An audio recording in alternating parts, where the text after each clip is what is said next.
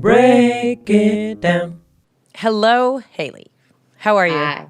I'm great. I just woke up from a nap. I feel like that's a rare occurrence, so I'm feeling I'm pretty. a napper myself. I cut out caffeine. I actually wasn't a particular caffeine addict, but the tea that I enjoyed drinking every day happened to have caffeine in it. And Uh, I still like napping, but I did cut out caffeine during COVID because I was like, a global pandemic's not hard enough. Let's cut out the drug. So, anyway, but a friend of mine who recently realized I don't drink caffeine, she's like, "Oh, now it makes sense. You're always yeah. napping." It's like, no, I just like Just napping. perpetually tired. Yes. Well, good morning and welcome. Thank We're you. uh, we're really happy to have you. I didn't know what you'd look like because I've seen many pictures of you, and you look strikingly, stunningly different in every picture I've ever Oh, seen of you.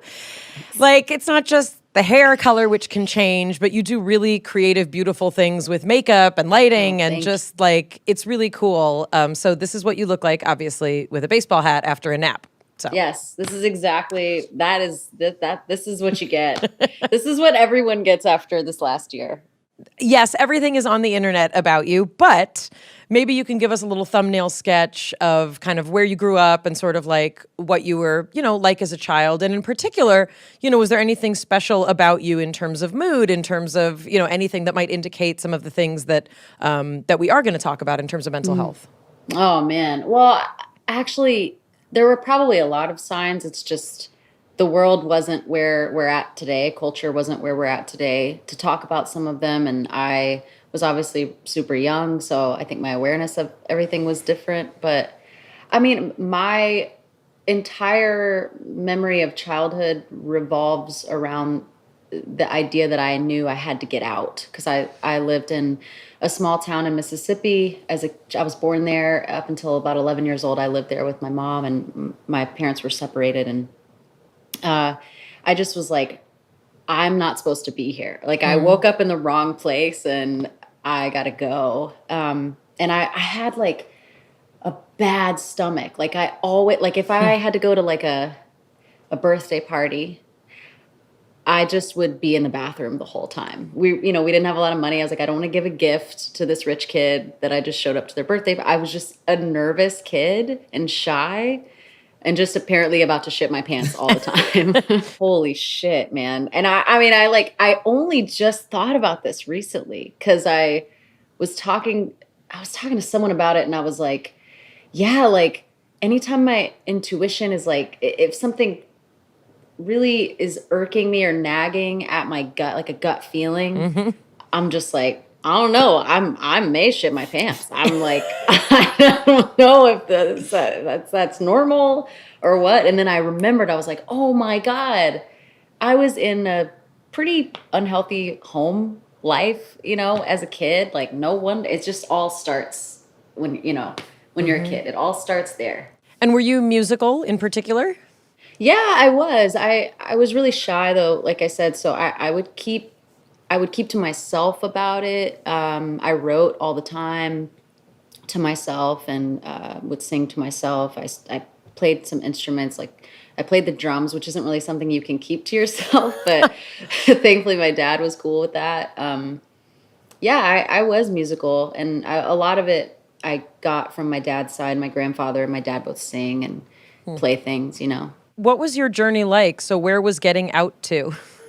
Oh Jesus. I saw a Missy Elliott video when I was 8, and I was like, I gotta go there because like I am not in the right place. It's like, I mean, I knew it so deeply in my body that it felt ancient. I was just like, this is wrong. And I saw Super Duper Fly, like that had come out, and one of those music videos was on MTV, and I was like enamored by her, and she was like alien, like the way she carried herself it wasn't really a gender, it wasn't like a thing, and I felt so not, I didn't want to be girly, I didn't want to be what I think a lot of in the South, it's like, you go to fucking cotillion and all that stuff. And I was like, well, I'm going to be like Missy Elliott, so I don't need any of this.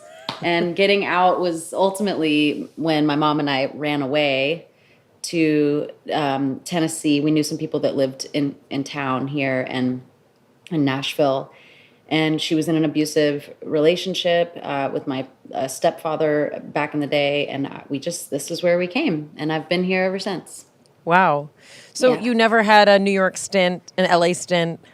I did have an LA stint, actually. Tell us about it. Away with it. It was like 3 years of my early 20s. How did you find it? Well, a lot of my friends live on the east side. I lived in West Hollywood, literally between Sunset and Hollywood on Ogden. Yeah. And I really loved my neighborhood because it was near where they filmed Halloween, and that's where I would walk my dog. But I just was very lonely, I didn't have like a real community in LA. You did start youngish.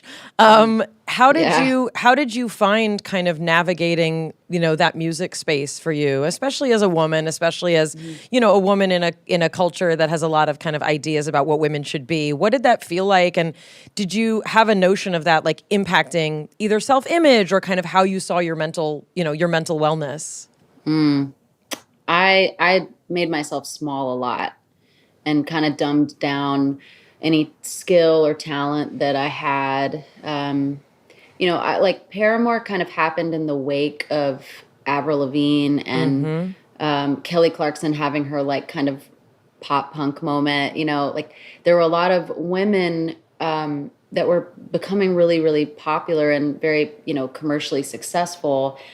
And we were over here writing songs in, Taylor's garage and trying to, be a punk band or a heavy band.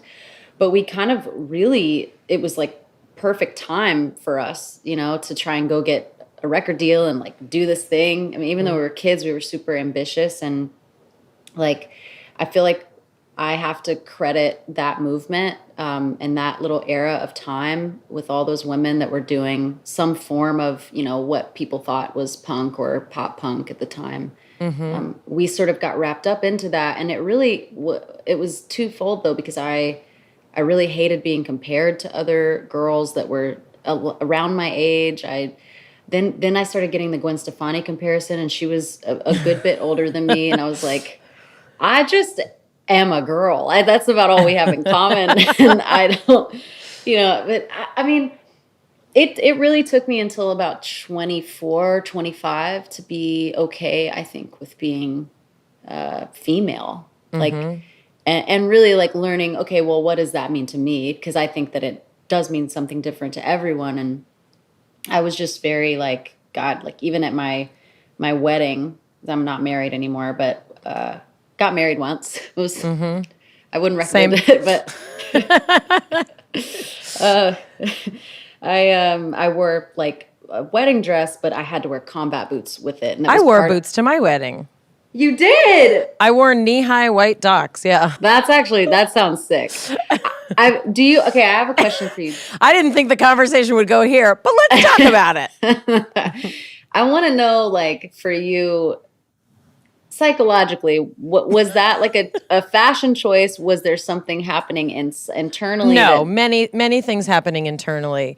Okay. I was a person that... Okay, let's talk about it. Let's go. I was a person that always knew that I wanted to be partnered. I mean, in fact, some might diagnose it as a sickness, the level to which I pursued being partnered. Not to say I hunted people down, but like I'm a person who I thrive in a domestic environment. Yeah.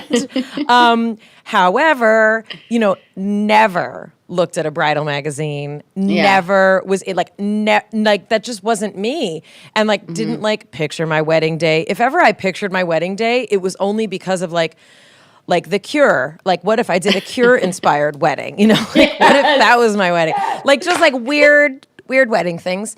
And so when it came to, and I mean, the person that I married and divorced, many years later, we were together 5 years before. So it also it wasn't it was oh, this is fun. Let's get married while we're still in love. We were already well into a partnership. No, but you know what I mean? It wasn't that oh my God, this is so much fun. Let's get married in the first month, which can work out for some people. In any event, the first dress, I went to a Victorian weird store in Santa Monica. First dress I tried on, that's the one I bought. I was not curious about other dresses. It wasn't even a wedding dress. It was a lace 1920, like, kind of party dress. It was awesome. Yes. It was really wicked. Yeah. And anyway, my mother ended up wearing a wedding dress to my wedding. Thank God. Someone had to. Yeah. So, yes, so it was a very, like, I'm different, I'm weird, you know, like don't think that I'm gonna, you know, just because I'm getting married, like don't think I'm gonna conform to what you think. And I'm very traditional a lot of ways. Yeah. It was definitely like, I want to be like, I'm comfortable. I'm a comfortable female. I don't need to kill. I didn't diet. Like I didn't do a fast for my, like none of that. I mean, maybe I should have. I don't know. Okay. So what was your experience? Well, I didn't diet either, but I think I just wasn't eating. I just wasn't feeling too good. I'm super it's kind of eerie listening to someone else kind of say stuff like to me that feels like it's also coming from within me. Because I was like very similar. I was in a relationship for a long time and probably knew at some point like, no, time to get off this ride. But I kept going. And I'd never given a shit about a wedding, a dress. I don't even think I planned any part of mine, to be honest with you. But I digress because the main point of this for me was to tell you I wore boots, like combat boots, because I literally think there was a part of me that I was going into some sort of a battle. Like I was like, I don't know. And they were so heavy because, you know, they were the docks that are like platform. And it was like, I was like, doom, doom, coming down the aisle. Look, it's Godzilla getting married. Yeah, but it just, you know, like, look, no shade. Love is a battlefield, you know? Yes, Love right. is a battlefield. It just wasn't good. That wasn't a good thing for me, good time Okay, but for me. we don't want people to think that if you want to wear combat boots to your wedding, that means it's not a good idea. No, please wear combat boots to your wedding is what I'm saying. But in fact, we're releasing our own line of combat boots for those people who know that they shouldn't be getting married, but do it anyway. It's co-branded. All I think is that you need to know why you're getting married. Maybe that's well, yes. Well, I'm super curious about that point because all three of us have been married and decided that wasn't for them and left marriages. Oh my. And wow. Wait, hold on. You just said left marriages. Well, marriages. That's not. Hold on, Jonathan. I'm a public person. You can't say that. Okay. Well, and she's a public person. You can't say that. You are no longer married, so there's a leaving of some kind. No, that's not correct language. That's still not right. Okay, correct. Adjust for the record. The three of us, for a variety of different reasons, we were married. We're no longer. Not anymore. Okay. So back to where I was going. I'm going towards the intuition, the knowing of, wait a second, how, where you said, like, you were on a ride, you were like, I don't think I should be on this ride anymore. And yet a lot of people end up on that ride knowing and having really strong premonitions that maybe this isn't something that I want to do. And or sort of breaking down like, oh yeah, it seems like at about this time in a relationship, like that's what people do. They get married, which never cures anything. Well, honestly, it kickstarted a lot of learning for me about the mind-body connection because I just wasn't healthy physically or mentally for a large part of that period of my life. You know, that story, throughout my 20s and into getting married. And I've started to have very physical manifestations of that gut feeling. The first time I ever saw an integrative doctor was because like I was getting these like whelps on my wrists and along certain places that, you know, this person kind of said some things to me that was like, oh shit, this doctor is telling me my life and he just met me and he's guessing that what he's guessing is true. I'm just not maybe copying. I'm not like fessing up to it. So I had the experience that it was about 5 years, 4 years after I got married, where things were like super stressful, and I began to have, they weren't welts, but they were, I don't know what to call them, but they were like marks that started on my torso. And literally one of them started, and my stress just kept getting higher and higher and higher. And eventually my entire torso was covered in these splotches. And I was also seeing an integrative doctor, and they're like, yo, you are like just out of your mind stressed.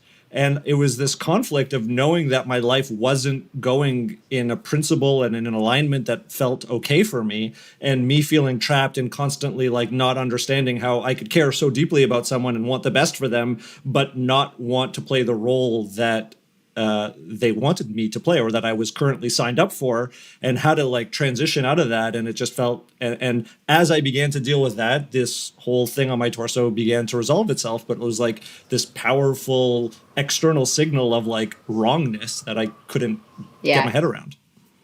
Yeah, because your body will make you listen. And then I read Your Body Keeps the Score not long after all of this, because I was just like, holy shit. It felt like once I started to pull the thread, it was just this ball of yarn that was never ending. And, so many weird things happen with my health. And I still feel like I am trying to make sure I'm staying on top of it, because I don't want to go back down this path where I'm so disconnected from the body and from my gut intuition and all that I, come back to a situation like that. That's so real what you're talking about. Like I try to talk to like some of my family, like my dad or my granddad, like super Southern dudes. And they're just like, what? go get some Tylenol. It's like, it just, there's not like, there's so much spiritual and soul like realm to health and mind body connection. All of that is spiritual. And that's actually what I was gonna kind of get into next, because for people listening, much of this, I'm being super honest with you, much of this might sound to people like, well, there's 3 elitist white people talking about integrative doctors and mind-body syndrome and all this stuff. As someone who grew up, I mean, I didn't grow up with money, and I grew up in the Kaiser system because my dad was a public school teacher, and that was the insurance that we were given. And, sometimes it was hit and sometimes it was miss. And, this is not to say there's anything wrong with a large hospital system, but anytime there's a large bureaucratic organization, it's hard to just like get someone on the phone, get the same doctor, get a call back, like just basic things.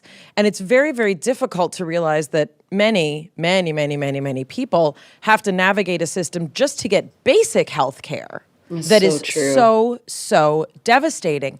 However, one of the most interesting aspects, I think, of our culture's conversation about these kinds of things, which is starting, is to try and remove it from the realms of like, Eastern philosophy says, which it's true. Eastern philosophy has been saying all this stuff for thousands of years, like Ayurvedic principles, which come from India, like that stuff actually does have some science to it. Like it's not just, but the notion that many, I'm not going to say all, I really want to say all, but I'm not going to be that extreme. Many of the things that plague us, both physically and mentally, in many cases can and should be addressed from a naturopathic perspective, meaning the foods that are available to us, the economy that we live in that makes certain foods available to certain populations more preferentially than others, like those are things that impact our physical health, but also our mental health is connected, our mental wellness is connected to what we eat and how our bodies function. So what you get is that people don't want to talk about it. And I happen to be a vegan person, which, I try not to talk about too much because it annoys people. But I'm a vegan person for whom we know that all of us should be eating more fruits and vegetables and grains and whole foods, right? And the notion that if that were more of a priority to our government, to our healthcare system, that we could literally prevent things like high blood pressure and things like, type 2 diabetes, things that we know, are linked to what we eat. So what if we were to approach mental wellness that way to say, these are the practices, like teaching children to meditate and breathe correctly is not something for rich white children. It's something Totally, that every yes. child should be taught how to calm their system, like it's just like it's a human right. So it's really interesting that we can talk about it at this level and be like, well, my integrative doctor says this, and Yeah. Jonathan's like, I'm taking these supplements for my stomach, and it's like that's fantastic. But yes, also, there is an enormous amount that is wrong with people that Western medicine has no approach for. When you have spots all over your torso, and they're like, well, take this. they'll just rub steroid cortisone cream all in over you. order Yeah, just rub the cortisone on you. Just smear it Yes. around. And there's this massive influx of autoimmune diseases across society, and people have no idea what's causing them, and people's immune systems are literally attacking themselves. Well, I have a thyroid condition. Yeah. so like it's not so hippie or out there to be like, well, there's a massive gap that Western medicine isn't filling, and so what is wrong with us? Are we all just broken, or there's some other things that we're not considering? Well, we are all just broken. If you learn nothing from this podcast, except that we're all broken. And that's the end. no, Thanks but- everyone for listening. Thanks for listening. Hope you like Haley. No, but I was diagnosed. I have an overactive thyroid, which is unusual because I'm terminally unique.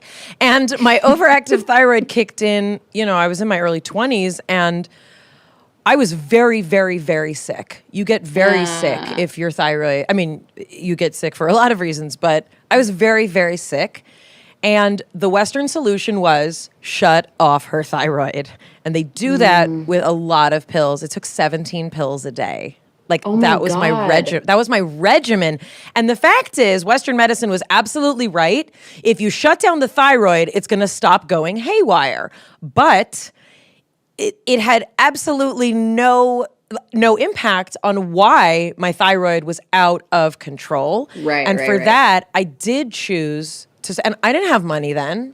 I was literally on student health care. I literally was trying to figure out, but what's going to happen if you take me off these pills? We haven't changed anything about my body. And that's really the difference between, kind of this integrative approach that you're talking about and Western medicine, which is it's bothering you, put the, if I could count the number of times someone's tried to give me cortisone in my life. Jeez, I know. They love to give you It's cortisone. their favorite. What did they do for your arm or your wrist welts? Cortisone until I went to this integrative doctor because I went to a dermatologist or something. Right. Someone I was like, it's on my skin, so I'm gonna go see a skin doctor. And it literally burned it. It made it worse. Yeah, it's strong stuff. Shit, man. I'm at this point I might have well just eaten it because I would have done about as well. What? Are you a Louise Hay person? Am I a Louise Hay person? Do you know who Louise Hay is? Now I We're feel going. blow her We're, mind. no. We're Okay, going let's deep. go. We're going deep. Louise Hay is a woman who you could Google.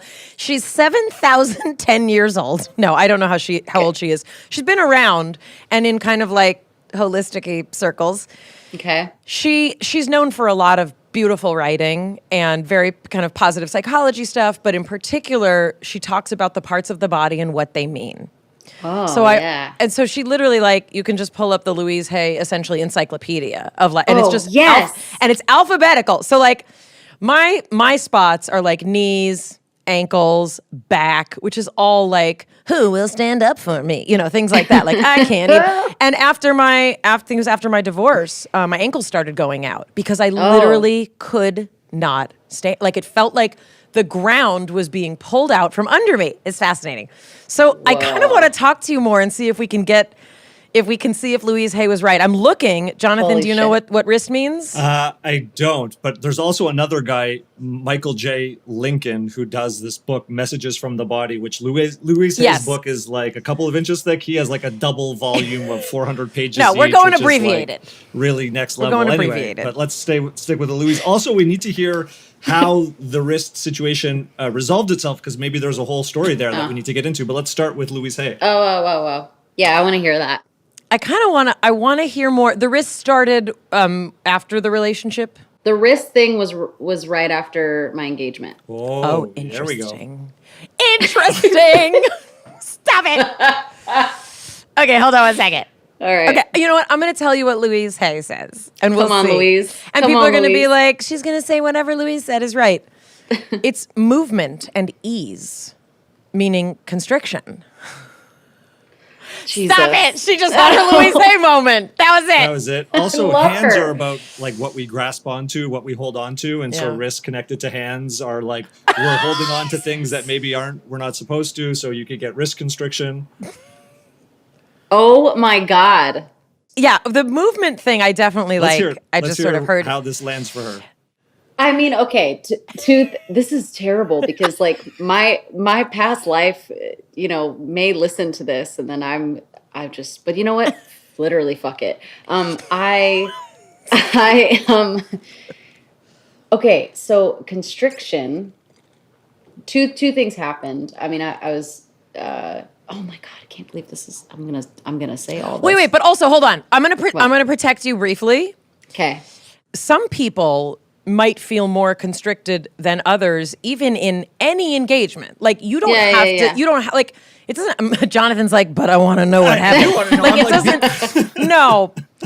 I'm just gonna say that you may be a person who might have been particularly sensitive to this notion of a lack of movement. You know what I mean? Like I don't want you to feel like you have to be like, well, I felt trapped. No, because marriage is it's a trap. I mean, Yeah. in some ways it's a beautiful trap and it's a beautiful place to be held. But Yeah. if you have conflict around that, or if that's a thing, it's just fascinating that for you it might have is. come out as this lack of movement or shift in movement does not feel right in my body. Yeah. Well, I mean, nothing really felt right in my body at the time, but it was a very not great relationship. It was a very, there was some cheating that happened. There was some shit that went down, and I was trapped. I was trapped for a lot of reasons, and I write about, like, we were writing an album at the time, around the same time, and I kept asking Taylor, who's I'm in the band with, we write all the songs together. I was like, you keep sending me these happy tunes, and I'm just like sad as fuck. I need you to send me a sad song. And when he did, it was about like feeling. I sing about being kind of seeing the world from the window now. This is my place now. I'm stuck here in this place right inside the window. This is my view. It doesn't matter if I travel or do things anymore because That's so movement. That's crazy. But yeah, I mean, a lot of things happen. This is why I read the book, that Body Keeps a Score book, and started to take more seriously like integrative medicine and all that, because I had so much going on with my physical. That was because I had not accepted a lot of things. I think internally, my body was just begging me to like wake up. I had a series of years, and honestly, it was after my divorce, for about 7 years after, where I was either having surgery or recovering from surgery. I had 4 hernias. I had vocal cord surgery. Like, literally, I lost my voice. Oh, geez. I mean, like, it was taken from me. So Yes. I had like a whole, and, it caused a tremendous amount of reckoning for me, because one of my defects is I'm an overdoer, and my drug is work. Like totally. and it's not just work, it's running from every other feeling because work. Yeah. It's like emotions can't hit a moving target is like one of my terrible mottos. But oh dear. Did I break you? So good. It's so good. Well, it's like that's what it was. It was just like watch me work. And Yeah. if I don't work, then I'll try and like eat. And if I don't, and if I'm not dating the guy, if I don't have the he, like if I don't have that to fix and mold, then I'm just gonna like work and like watch how productive. I don't need a man because I'm so productive. very productive. Yeah. It's like It's frightening. Totally. no, but when my body started saying no, I didn't listen. I mean, I'm just gonna be honest. Like I listened in snippets. It was talking from a long time ago. Like it was talking from a long time ago. And, it's kind of like if you believe in a higher power, it's like, okay, you're going to keep giving me this message until I do something about it. Yeah. It was a reckoning. And I think my vocal cord surgery was, that's a big one. When you can't speak for 3.5 months, like literally no speaking. it felt like the universe said, sit down and shut up. Yeah. That's kind of what I did. So I'm actually curious, like looking back, you had said like your body, it's kind of like a toddler. It'll start by just being like, mama, and then it'll be like, mama. And then there's like a tug, and then like things get thrown, and then you punish the kid when they were just trying to get your attention. Anyway, so it's like, I get mad at my body. Like, how could you betray me? And it's like, because we were trying to tell you, we tried to tell you this, that, and the other way. For me, like a spiritual solution has been, part of that kind of recovery.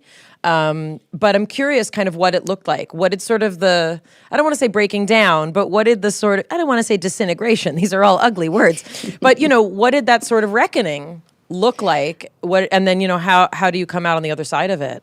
Well, I think I'm still coming out on the other side of it, because like you said, you said like 7 years, it felt like you were, that was a period of your life. I kind of track it by Paramore albums because for me, so much of my life has been wrapped around these album cycles. I think that's true for a lot of your fans as well. Oh God.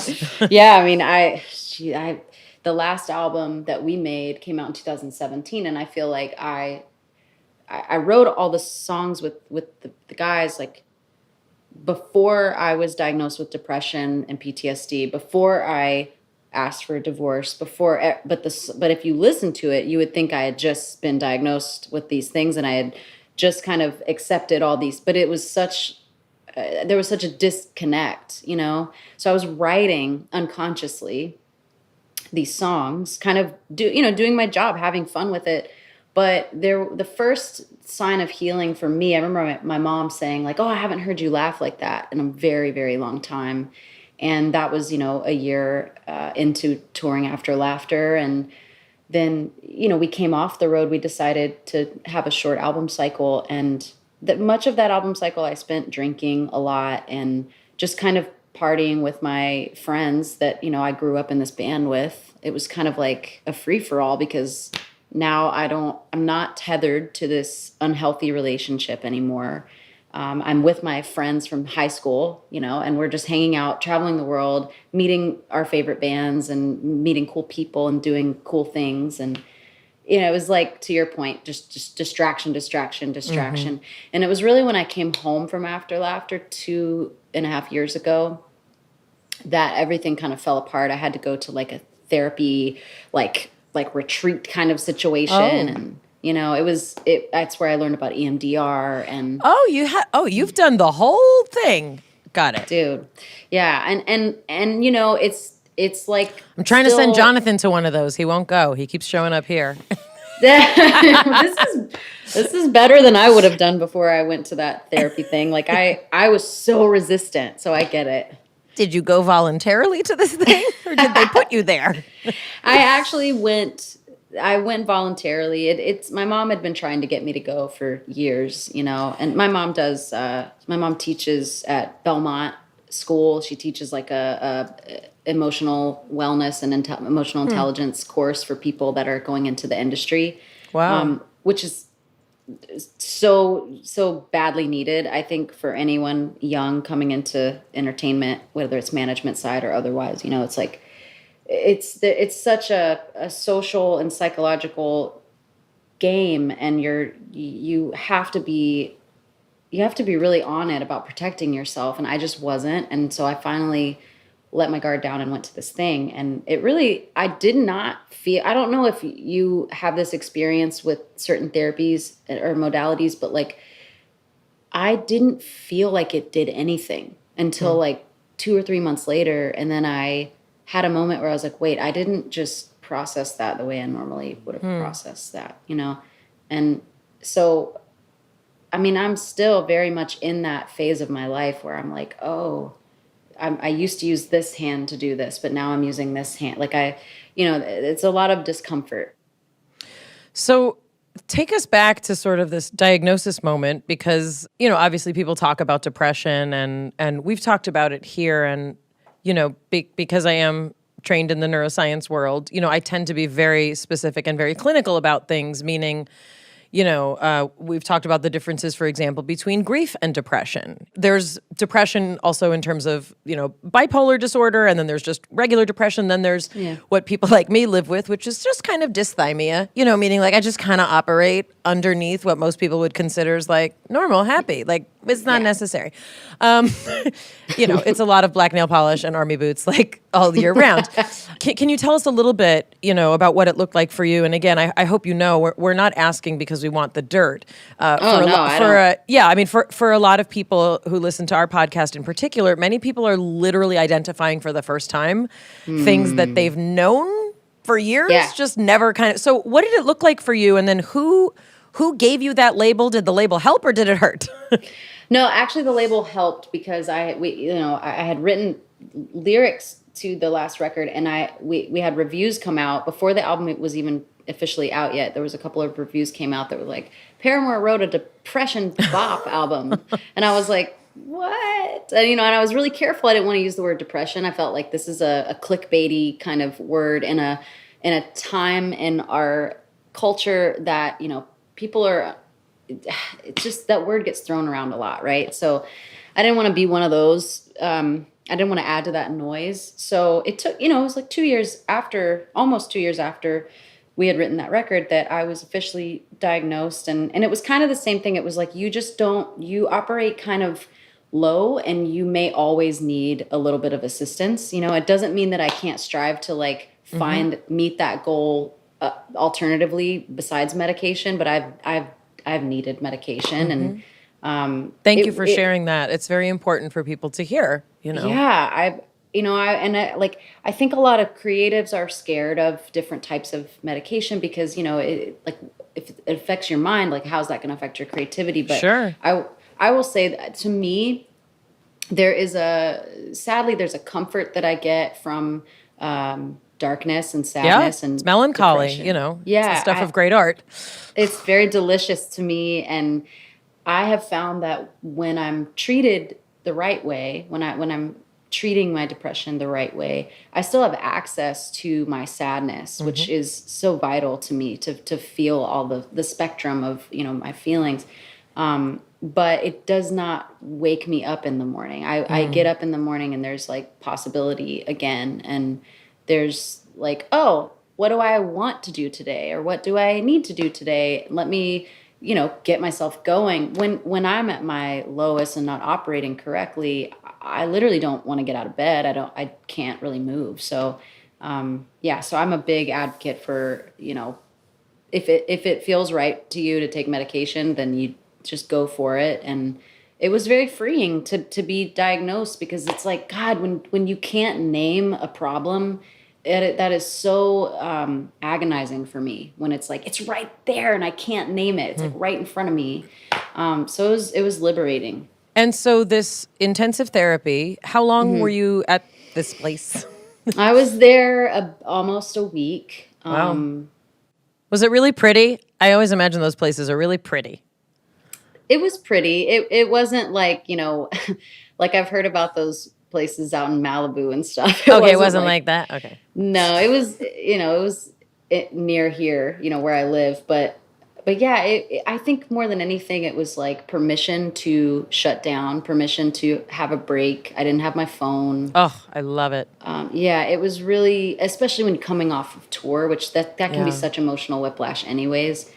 It was, I don't know, it was all at once, like it felt scary and awful because it was so new, but then at the same time it was like, oh, this is permission to feel, permission to flatline if I need to for a little bit, and not, the expectation isn't here that I have to fucking dog and pony show my way through it. What's it like to be a public person in that arena? Do people, obviously you're recognizable, but that's sort of one of my greatest fears just as a human being who is a known person is like, which is why it's so scary to do what we do here, because it's like, here are all the things about me, Right, it's amazing. But in particular, like that is a fear of mine that, and there's been more than 4 times in my life where I've thought of going away. I mean, more than 4 for sure, but like 4, in the last week. 5. You know what, Jonathan? That's not helpful. I'd say in the last handful of years, there's been, I don't want to say once a year, but there's been, something, over the last 5 to 10 years. But that's like always one of my fears because of course we have the right to break down like everybody and we have the right to do all this thing. But, there's a level of being exposed, which is true for everyone. And also, if there is that notion of like being observed, like, is that a thing? I mean, you're speaking words straight out of my, like that, this is how I feel about it too. And I have other friends that do music or that have done things like this and they don't have any problem with, they're just like, whatever, everyone's fucked up. We just go and we just talk. But I actually went and just did it by myself. Like there was meant to be a group thing. But and again, this goes back to what you're talking about earlier. I realized that that's not really something that everyone can just do. But I was terrified to be around people, to talk about my story, and I don't know at the time anyways, if I would have even been able to get to where I needed to get if there had been someone watching. Because I know that no one cares. I know that really everyone's just thinking about themselves. I know, but I still worry. I worry about, I worry for you, but I worry for me. I worry for all people who are being vulnerable in front of other people, even if you're not a public person. But for sure, it's something that I definitely think about. So yeah, I just think that fortunately now I think there's more and more resources for it. And regardless of the job and what you do and why someone may recognize you, I do think that there are just tons of people that, even like college-aged kids that are just going to school and stuff that need that one-on-one safety, and there's an organization in town in Nashville called Porter's Call that the guys and I have used off and on since we were young, and they do free therapy for writers, musicians, people that are in the arts and doing creative work, and especially for artists that don't support themselves well yet. And I think that knowing that there's resources like that are cropping up that's really encouraging to me. So the intensive kind of therapy situation obviously sounds very important and something that I believe you're still kind of, in the process of. I don't want to say in the middle of, but that's not stuff that's like, oh, I did that, everything's great. Right. But can you pinpoint, like for me, I can definitely say that in sort of my process of just being an adult, which I did not think was going to be this complicated, honestly, right. I really thought that at some point I'll get married, as soon as humanly possible, and then everything will be fine. And the life is very different. So in my process of learning to be an adult, I can definitely say okay, I have a lot of fear. I have a lot of resentment. I have trauma. Those are kind of the things. So I'm curious for you, kind of out of all of this, and you did mention PTSD, so obviously that's a thing, but can you point to other things, or what are the things for you that you feel oh, this was what was having me going down a path that I decided I don't want to be on? What for some people it's addiction, and it's okay, I work a program, right. But what is it, or what was it? Well, the women on my mom's side of the family are notoriously bad at choosing partners or something because it's just run in the family. Yeah. There is, I learned a lot about, hopefully everyone learned a lot about generational trauma over the last year because of, the BLM conversation and all of that. But even just in everyone's super personal life, I think anyone could probably find a thread, a through line of some theme or whatever. And with my family, in particular on my mom's side, it's there's a lot of abuse and just, and I don't want to tell my mom's story for her or anything, but what I went through, even just with her when she was married to her second husband, it was traumatic. There are things I truly don't remember at all. And she'll tell me something that was so important, that was such an impactful day in our life, and I've literally blacked it out. And you know, and then she has some of those things, and I'll try to talk to her about it, and she'll be like, we don't talk about that. You know, it was really bad. And even now, like, it's still a new thing to get words around, because I dealt with it so in here for so long. That's why I was a writer. I'm sure, you know, that was my escape from it. But talking about it and bringing it into, you know, between us right now that's a whole new exercise for me. And I think it's healing. I think it's a new way of expression that I'm maybe less comfortable with than writing writing down it on paper. But it was mainly that there's a lot of religious stuff too. Growing up in Mississippi as a child, like Southern Baptist, I was in a play called Heaven's Gates and Hell's Flames when I was like 7. Oh, yeah. Just simple. I know what side of that you and I were on, Jonathan. Do you want to talk a little bit? Because also, like, I do happen to be a person, a reasonable person, or a sciencey person of faith. But there is a lot surrounding, and again, the problem is not so much God or religion, it's humans. But many people find also a lot of, I'm not diagnosing you, but there's, because you haven't indicated anything around this, but a lot of obsessions and compulsions can actually come up surrounding religion in particular, and religious training. So I'm not saying that was your experience, but I do want to acknowledge that while religion does many positive things, there's also a structure and an implementation by even well-meaning people that can be very upsetting, especially, you know, I like to talk about, like, well, we're so resilient, and most people are, like, fundamentally the same, meaning in terms of, like, our makeup. But the fact is, you don't know what kid you're getting. You know, I always point this out to people, especially when the subject of hitting comes up.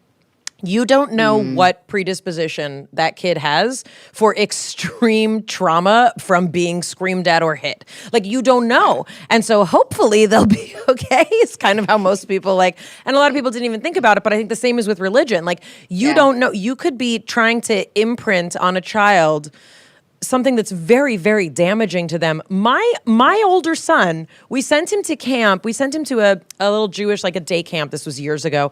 He's 15. He might have been 8 when this happened. He told me now that the instructor said that, think of yourself when you go to sleep like a cell phone that needs to be charged.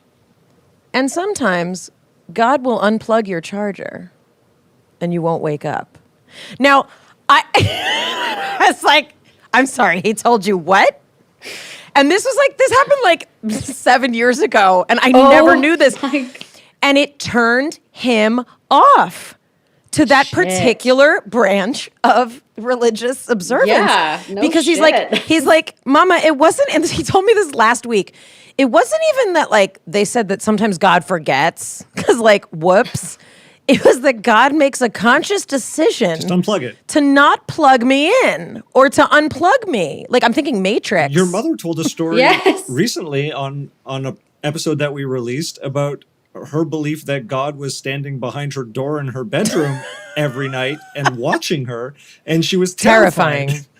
My God. So tell us your religious trauma. Let's play this game. Oh, fuck. Oh, well, first of all, this is a game that me and my friends play all the time. We grew up in the South, so it's Bible Belt. I was from Mississippi. It was already, if this tells you anything, like, moving to Nashville was culture shock for my mom and I. We were like, oh my God, contemporary Christian music. What is this? You know, and I honestly, it will be a forever thing that I will be untying some of the knots. But I mean, only recently did I remember this play that I told you guys about. This was like an evangelical play that toured around, you know, I'm sure the southeastern region. We know it. Of Mayim America. and I reenact that play all the time. Our relationship is that play. Oh my God. Well, wow. It was there was a scene where I was, you know, with my mom. My real mom was in this with me, and we were like, la-di-da. We're walking across the stage, which is in this case supposed to be just like a street. We're innocently crossing the street, probably jaywalking. It's probably why we died. But we God hates a we jaywalk. got hit. Hold on. This is getting good. And so someone hit us, we die, and I go to heaven up a very real set of stairs that are so steep and so it was very tough for my little legs, but I made it to heaven. And then yeah, you did. My mom was quite literally dragged to hell by a Luciferian looking, very cheaply, made Satan. Because her legs weren't costume. strong enough, And or were there other reasons? No, there was the drama. I mean, that was the drama of it. Yeah, well, I mean, I was just talking to a friend about this the other day, and they were like, "Oh my God, I saw that play," and I was like, "You saw my mom go to hell?" It was very. But at the time, I was a kid, and everyone in that church thought we're doing the right thing, And I don't know. I mean, there's no better example of preaching to the choir in history than that right there, but.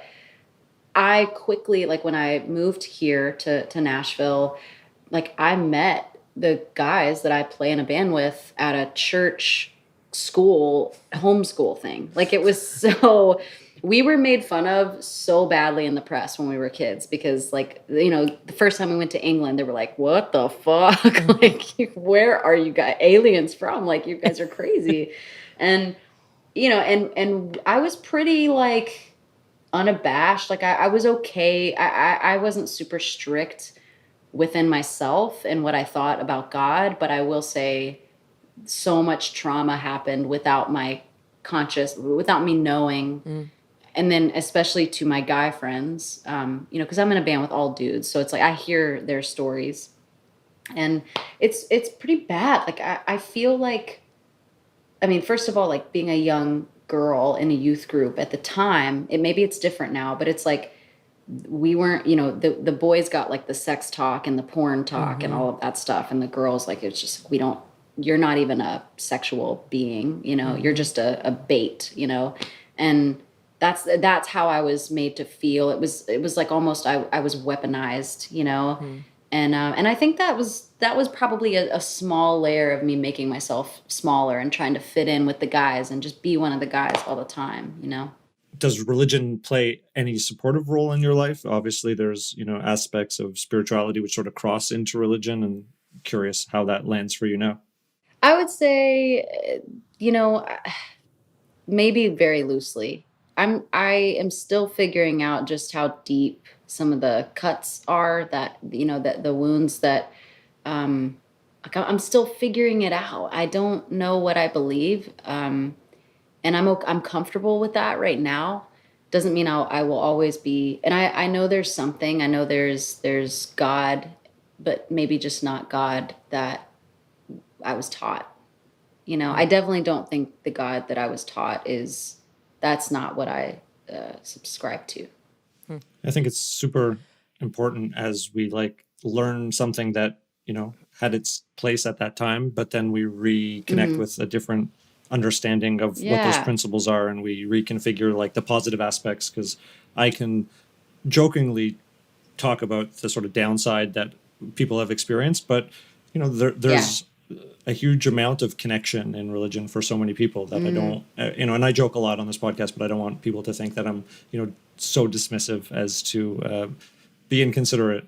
I think it's really cool that you say that, because my sort of reflex is to kind of bash this thing, this way I used to be, or kind of talk down to that version of myself, or to this ideal that we all tried to live up to for a certain time in our life. And it's not helpful. And I often will feel just kind of it just doesn't feel helpful. I feel sticky or something after that. And I listen to Pete Holmes a lot on his podcast, You Made It Weird. And, he has some conversations with Richard Rohr that are so wonderful. And I've learned a lot. And I've also learned a lot about what I do believe and I think I already know what I don't. But when someone says something that resonates with you, sometimes it's easier if it's coming from somewhere else. You're like, oh yeah, that I don't know how to put words to that, but that makes sense. That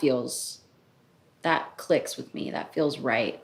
So I mean, I think I'm still in that mining process. I also think that the intergenerational trauma piece fits directly into all of this, because whether it's a religious ideal or a family ideal or some unresolved family issue, perfectionism or broken relationship that like doesn't get resolved, we're seeing more and more that it may not play out exactly the same in the next generation, but the thread of it is still there. And yeah, totally. There's a modality called family constellation therapy, which is like way, way out there. And Is that internal family systems, or is that a different thing? It is. Well, I don't know if internal family systems, like if this is a naming convention and maybe they're the same sort of thing. But the way I've experienced them is that it's in a group setting, and there's a facilitator, and often it can be in groups of like 10 or even 20, and there's almost no talking involved, but it is like almost like tableaus of family systems are played out, where someone sits in a chair who's receiving the constellation and there's a facilitator, and whatever issue is being had, mine is like, well, because this is going way deep out there. So if you're listening to the audio, you got to see mine's face during this description. But the individual who's receiving a constellation may then choose a representative from the group to be a certain part of their life. It could be a pain, it could be something that they're working on, and then they'll pick other people to represent their parents or mother or family system. And literally what happens, and these people do not know each other often, most of the time, and they'll put them in relationship to each other in a circle, and I've been a representative, you can get a sensation in your body that you cannot describe as yours, which to me starts bending time and space, because they're like, if I can be a representative, there you go, there's mine's face again. If I can be a representative of a family system, then the energy of that system, which often is expressed as what we are calling intergenerational trauma, then these things have an energy and they can be embodied. And I've seen tableaus play out where like people can't look at each other, or they feel like I can't even go near that person because it feels so horrible, or I need to be right next to them. And like, how are you describing what these sensations that these people are feeling who don't even know the person or the family system that they're representing? And yet the person often in the chair is like, oh my God, that couldn't be more accurate. So it could be a collective delusion, or it could be the access of an entire... Kind of like this episode just became. Well, I hate to be the voice of reason, but no, I think that one of the things that I was thinking also about, this concept of intergenerational trauma, which I think we're speaking the same language essentially, is that there are certain things that can make us sick even if we don't have them.